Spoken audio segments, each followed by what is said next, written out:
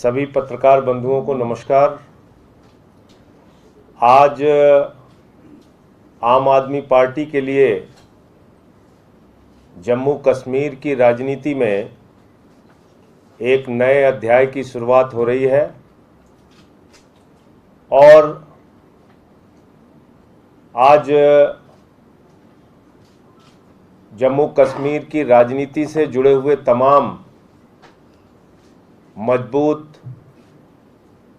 वहां के नेता, पूर्व मंत्री, पैंथर्स पार्टी के नेता आम आदमी पार्टी परिवार में शामिल हो रहे हैं।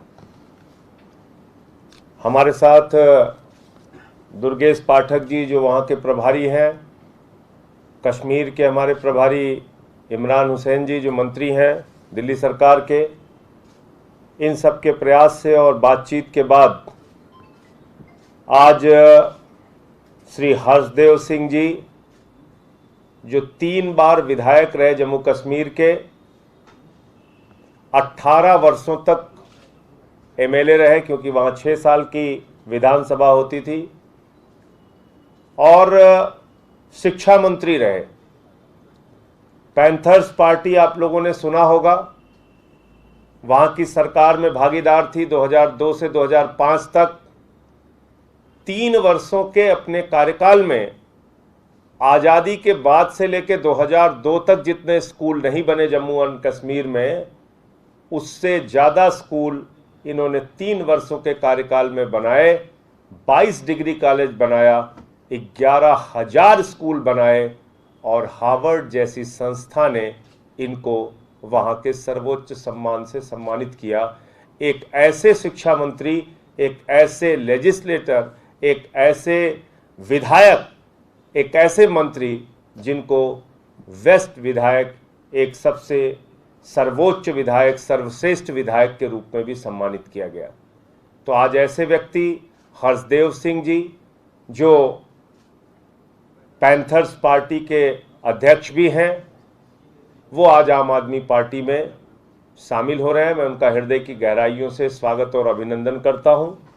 और इनके साथ साथ राजेश जी जो प्रोविंशियल प्रेसिडेंट हैं पैंथर्स पार्टी के, गगन प्रताप सिंह जी जो वहाँ के प्रदेश के सचिव हैं पैंथर्स पार्टी के, पुरुषोत्तम जी जो राज्य के सचिव हैं पैंथर्स पार्टी के, और सुदेश डोगरा जी जो दिल्ली की पैंथर्स पार्टी की हेड हैं।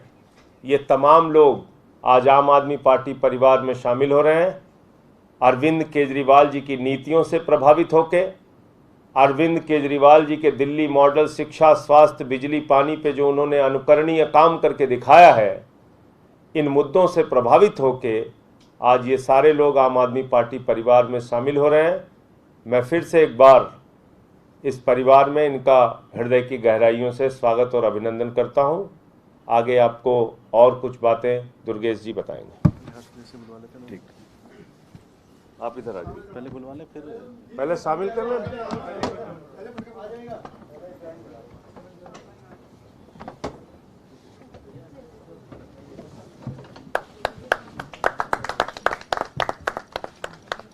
Thank you very much.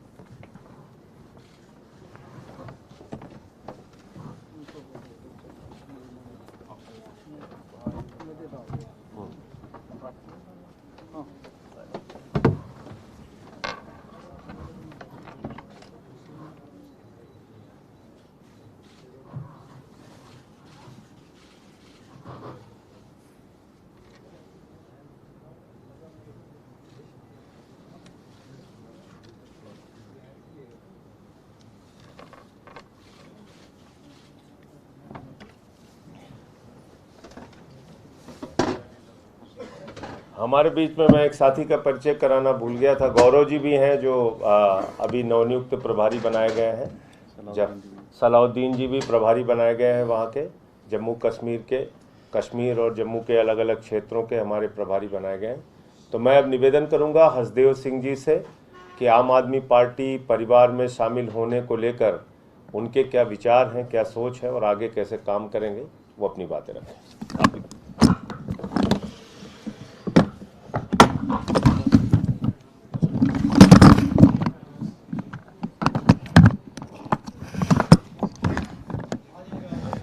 सबसे पहले तो मैं संजय सिंह जी का धन्यवाद अदा करता हूं, जिन्होंने हमें मौका दिया आम आदमी पार्टी में शामिल होने का और साथ मिलकर काम करने का। मैं दुर्गेश जी का धन्यवादी हूं, इमरान हुसैन साहब का, गौरव जी का, सलाउद्दीन जी का, जिन्होंने अपना कीमती टाइम यहाँ निकाला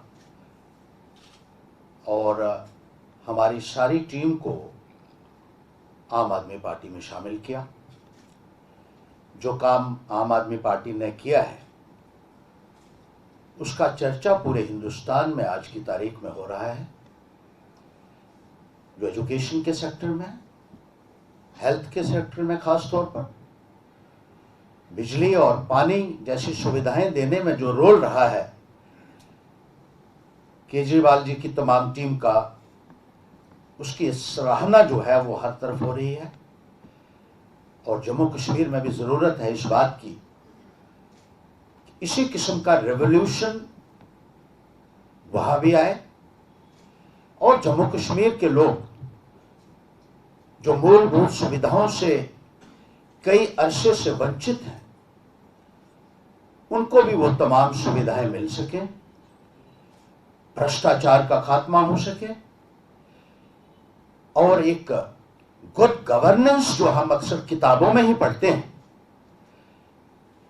और जो यहां दिल्ली में इन्होंने करके दिखाया है, वो गुड गवर्नेंस जम्मू कश्मीर को भी मिल सके और जम्मू कश्मीर की तमाम समस्याओं का समाधान तभी हो सकता है जब एक अच्छी सरकार वहां आए, भ्रष्टाचार खत्म हो और लोक राज सही मायने में स्थापित हो सके, जिस तरीके से आम आदमी पार्टी ने दिल्ली में करके दिखाया है। तो मैं एक बार फिर से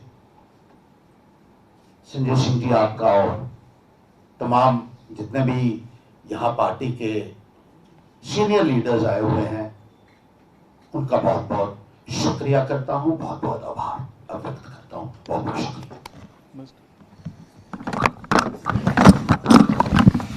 कोई प्रश्न है तो पूछो। आप लोगों के कोई प्रश्न है? चेयरमैन रहे पैंथर पार्टी के स्टेट स्टेट हमारी पार्टी के कॉन्स्टिट्यूशन में चेयरमैन हेड होता है पार्टी का। कोई प्रश्न? प्रदेश अध्यक्ष वहाँ हम लोग क्या इधर कहते हैं, वो चेयरमैन है उधर के। आप लोगों के कोई सवाल हो?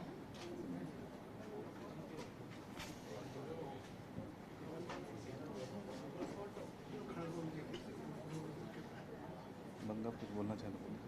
नहीं, बताइए। और भाजपा के तमाम नेता मिलने जा रहे हैं, गोवा के सीएम मिलने जा रहे हैं, मिलने जा रहे हैं।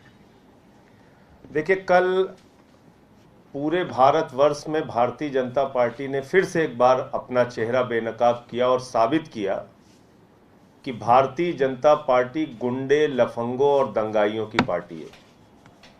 कल पूरी बीजेपी ने साबित कर दिया, उनकी टॉप लीडरशिप ने साबित कर दिया कि वो गुंडों के साथ पूरी मजबूती से खड़े हैं।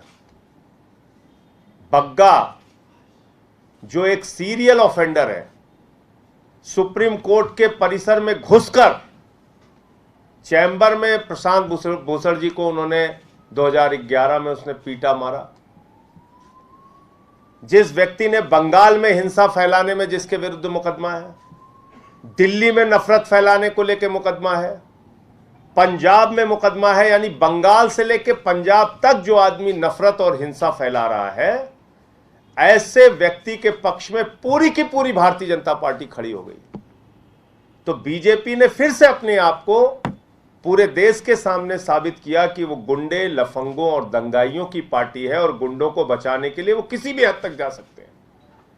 आप मुझे बताइए, जो लोग उन्नाव के बलात्कार करने वाले विधायक के साथ खड़े होते हैं, जो लोग नोएडा में अभी बलात्कार करने वाले के साथ थाने में पहुंच के प्रदर्शन करते हैं छुड़वाने के लिए, जो लोग कठुआ के अंदर 8 साल की बच्ची का बलात्कार करने वाले के बलात्कारियों के पक्ष में 3-3 मंत्री तिरंगा लेके निकलते हैं, ऐसे लोगों से आप उम्मीद कर सकते हैं कि ये कोई देश के सामने विकल्प दे सकते हैं, कोई स्वस्थ राजनीति कर सकते हैं?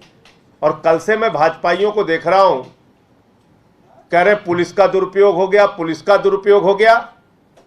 पुलिस के दुरुपयोग के बारे में भाजपाई बोलते हैं तो लगता है डाकू गब्बर सिंह अहिंसा पे उपदेश दे रहा है। जिन लोगों ने हमारे मुख्यमंत्री अरविंद केजरीवाल के दफ्तर पे सीबीआई का छापा मारा, उप मुख्यमंत्री के घर पे सीबीआई का छापा मारा, स्वास्थ्य मंत्री के ऊपर सीबीआई छापा मारा, हमारे तमाम मंत्रियों पे छापे मारे और 35-35 विधायकों को पकड़ के अपमानित करके जेल में गिरफ्तार करके डालने का काम किया। और यहां तक कि सोमनाथ भारती का एक कुत्ता था, उसको पकड़ने के लिए 40 दिल्ली के पुलिस वाले गए थे। ये लोग पुलिस के दुरुपयोग की बात कर रहे हैं। एक दिन में 9 एफआईआर किया आदित्यनाथ जी ने मेरे ऊपर, राष्ट्रद्रोह का मुकदमा लगाया, पार्टी का दफ्तर खाली करा दिया, 23 मुकदमे अब तक किए मेरे ऊपर। ये लोग पुलिस के दुरुपयोग की बात कर रहे हैं। हिंदुस्तान की आजादी के बाद सबसे अधिक अगर किसी ने पुलिस का दुरुपयोग किया है, अगर जांच एजेंसियों का दुरुपयोग किया है, तो उस पार्टी का नाम है भारतीय जनता पार्टी। और ऐसे सीरियल ऑफेंडर को बचाने का काम कर रहे हैं। जो आदमी बंगाल से लेके और दिल्ली से लेके और पंजाब तक में नफरत फैलाने का काम करता है दिन रात, तो मुझे शर्म आती है कहते हुए कि दुनिया की सबसे बड़ी पार्टी, दुनिया की सबसे बड़ी गुंडे और लफंगों की पार्टी बनती जा रही है। ये बहुत ही शर्मनाक स्थिति है भारतीय जनता पार्टी की। ये कह रही है कि पूरा जो प्लान था वो पूरा प्री प्लान था, और जिस तरीके से कल उन्होंने प्रोटेस्ट किया आपके मुख्यालय के बाहर, आज वो 3:30 बजे केजरीवाल की सीएम आवास पे भी करने वाले हैं। प्री प्लान कैसे था मुझे बताइए? एक आदमी जो अपराधी है उसको 5-5 नोटिस भेजती है पंजाब की पुलिस कि आइए और जांच में सहयोग कीजिए, जांच में इन्वेस्टिगेशन ज्वाइन कीजिए। 5-5 नोटिस भेजती है। वो कहता हम तो कानून से ऊपर हैं, हम भाजपा वाले हैं, कैसे तुम बुला लोगे? नहीं आता। फिर वो जाता है हाई कोर्ट, हाई कोर्ट में कहता है हुजूर हमारी अरेस्ट पे रोक लगा दीजिए। हाई कोर्ट कहता है नहीं, तुम सीरियल ऑफेंडर हो, उसको अरेस्ट पे रोक नहीं मिलती। हाई कोर्ट से रोक नहीं मिलती, 5-5 नोटिस मिलती है, पुलिस वारंट लेके आती है, जनकपुरी थाने में सूचना देती है। और किस प्रोसेस को फॉलो करना चाहिए बताइए आप? हिंदुस्तान की धरती पे कौन सा ऐसा नियम है जो पंजाब पुलिस ने फॉलो नहीं किया इसकी गिरफ्तारी में? आप बताइए। लेकिन गुंडों को क्योंकि सपोर्ट करना है, इसलिए किसी भी हद तक जाने की बात है। इसमें और क्या कहा जा सकता है? बीजेपी का असली चेहरा है। अब आने दीजिए, वो तो सोमवार को उस पर सुनवाई फिर से होगी। हाई कोर्ट का जो फैसला आएगा उसको मानेंगे। देखो एक बात समझो आप, गोवा के सीएम मिलने जा रहे हैं, कब मिलने जा रहे हैं? मुझे तो आश्चर्य है कि अमित शाह अब तक क्यों नहीं मिलने गया। अमित शाह को मिलने जाना चाहिए भाई। जो पार्टी ही दंगे और गुंडई में स्पेशलाइज्ड है, उसमें तो अमित शाह को मिलने जाना चाहिए। गोवा के सीएम को तो स्टेटस कम है उसको जो भेज रहे हैं। अमित शाह को खुद जाना चाहिए। भले ही अमित शाह दंगे फसाद नफरत फैलाने का काम करे, कहीं बिजी हो तो खाली होके जाए टाइम निकाल के। आप बताइए, ऐसे आदमी को बचा रहे हैं जो बंगाल से लेकर पंजाब तक हिंसा नफरत फैलाने का काम करता है। उसको ऐसा महिमा मंडित किया जा रहा है जैसे पता नहीं किस महापुरुष के खिलाफ पंजाब पुलिस कार्रवाई कर रही थी। सर, धार्मिक भावनाओं को भी आहत करने का आरोप लगा है। बहुत सारे आरोप है इसके खिलाफ। आप कोई आरोप इसके अगर पूरे हिस्ट्री में जाएंगे, इसकी हिस्ट्री सीट अगर आप लोग पढ़ेंगे तो आप लोगों को भी ये लगेगा कि एक ऐसे शर्मनाक व्यक्ति को बचाने का काम पूरी की पूरी बीजेपी की लीडरशिप कर रही है। और साबित कर रही है बीजेपी कि दुनिया की सबसे बड़ी गुंडे लफंगों की पार्टी है बीजेपी। प्रदर्शन मार्च लगातार भी देखो ओहो, आप किसी भी चीज पे आश्चर्य मत कीजिए। किसी दिन हो सकता है हमारी गाड़ी तोड़ दें, बिल्कुल आश्चर्य मत कीजिएगा। किसी दिन हो सकता है सीएम के घर पे जैसे पिछली बार तोड़फोड़ किया था, आज 3:30 बजे आप बता रहे हैं वहां फिर से तोड़फोड़ कर दें। भाजपा वाले किसी भी प्रकार की गुंडई करें, किसी को आश्चर्य हो सकता है, मुझे आश्चर्य नहीं होगा। कभी हो सकता है गोली चला दें हम लोगों के ऊपर, कई बार यही काम है इनका, दिन रात यही करेंगे, इसमें घबराने की बात नहीं है। वो इसी के लिए बने हैं, उनको दिन रात गुंडई करना है। कभी सीएम के घर पे गुंडई करेंगे, कभी हमारे घर पे गुंडई करेंगे, कभी कहीं और जो जब दिन रात उनका काम ही यही गुंडई का है तो करेंगे रोज गुंडई। संजय जी, आदेश गुप्ता कह रहे हैं कि आम आदमी पार्टी बांग्लादेशी और रोहिंग्याओं को सारी सुविधाएं दे रही, उन्हें संरक्षण दे रही अपने वोट बैंक के चलते। तो आदेश गुप्ता क्या कर रहे हैं? आदेश गुप्ता को जाके अमित शाह घर के सामने धरना देना चाहिए कि नहीं देना चाहिए? आदेश गुप्ता ये कह रहे हैं कि अमित शाह बहुत ही नाकारा व्यक्ति है, उसने बांग्लादेशी घुसपैठियों पे अब तक कोई कार्रवाई नहीं की। अब बताइए संजय सिंह उसमें क्या करें? आदेश गुप्ता को जाके अमित शाह के यहाँ बैठना चाहिए कि तुम नाकारे हो, 8 साल से कुछ किया नहीं तुमने बांग्लादेशी घुसपैठियों के खिलाफ। मोदी जी के घर पे जाके बैठना चाहिए आदेश गुप्ता को, बैठना चाहिए नहीं बैठना चाहिए? 5 साल से वहां चला रहे हैं योगी की सरकार, 8 साल हो गया केंद्र में सरकार है, कई राज्यों में तुम्हारी सरकार, अभी भी रोना रोते हो बांग्लादेशी घुसपैठिया। अरे कार्रवाई कौन करेगा? तुम तो करोगे। पता किया तुमने कितने बांग्लादेशी घुसपैठिए? मैंने पार्लियामेंट का जवाब दिखाया था, खुद लिख के दिया है भाजपाइयों ने कि हमें नंबर ही नहीं पता कितने बांग्लादेशी घुसपैठी हैं हिंदुस्तान में। तो ड्रामेबाजी, एक ड्रामा कंपनी भाजपाइयों को खोल लेना चाहिए, दिन रात ड्रामा करें, पूरा देश कम से कम एंटरटेनमेंट लेगा। ये लोग कैसी कैसी किससे मांग कर रहे हो तुम? बांग्लादेशी घुसपैठिए उड़ के आ गए दिल्ली में। बॉर्डर की सुरक्षा किसके पास है? 8 साल से किसके पास है बॉर्डर की सुरक्षा? देश की सीमा की सुरक्षा की जिम्मेदारी मोदी अमित शाह के पास है। आदेश गुप्ता को कहना चाहिए कि मोदी जी और अमित शाह देश के सबसे नाकारा नेता हैं। 8 साल में इन्होंने बांग्लादेशी घुसपैठियों पे कोई कार्रवाई नहीं की और आदेश गुप्ता अनशन करेंगे अमित शाह के खिलाफ। कहें